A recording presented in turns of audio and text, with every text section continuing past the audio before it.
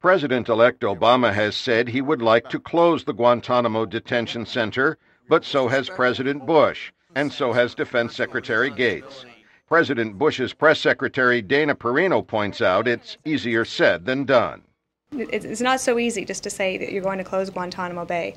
And now, in the last week or so, all of a sudden, some of our critics in the media are now putting forward how complicated it would be and how difficult it will be for the next president to make these decisions. The Defense Department has released more than 500 detainees from Guantanamo over the years, but it still holds about 250 who it considers enemy combatants in the war on terrorism. Some have been held as long as 7 years.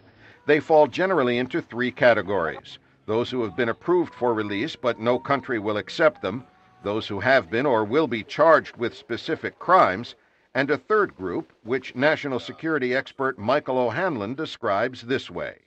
You still have a small category of people for which you feel pretty confident you should be holding on to them, but you can't even convince a military judge or jury that they're guilty. And that's part of the dilemma. The U.S. military says that group of detainees cannot be tried because the evidence against them must be kept secret, or because the evidence was obtained through abusive interrogation techniques such as waterboarding and cannot be used in any court. Anne-Marie Brennan of Amnesty International acknowledges the difficulties in closing the detention center, but says it must be done. Amnesty International is opposed to preventative detention and to arbitrary and indefinite detention. So Amnesty International believes that the detainees at Guantanamo Bay either need to be released and resettled or to be tried in fair courts, such as a U.S. federal court. But at the White House, where a president would be held responsible if released detainees returned to terrorism, Dana Perino says Amnesty's approach is not realistic. About 7% of the detainees that we've returned to their home countries have actually struck again. Some have been recaptured. One of them could not be recaptured because he was a suicide bomber who killed 40 people in Mosul. If the Guantanamo detention center is closed, the question remains about what to do with the detainees. Some experts say they should be put into the regular U.S. federal prisons and court system.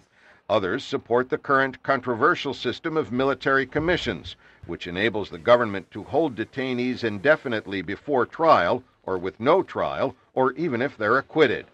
And some say a new system is needed that would provide fairer trials than the military commissions, but would protect government secrets. Michael O'Hanlon is among those favoring a new system. You've got to feel comfortable that you can keep behind bars some very dangerous people at a time when we continue to be attacked around the world by extremists of this inclination. But he adds it may be better for the United States to release some dangerous individuals than to continue holding them at the expense of its image. That is among the issues the Pentagon staff is working on for Secretary Gates, and that President-elect Obama will have to face starting in January. Pessin, VOA News at the Pentagon.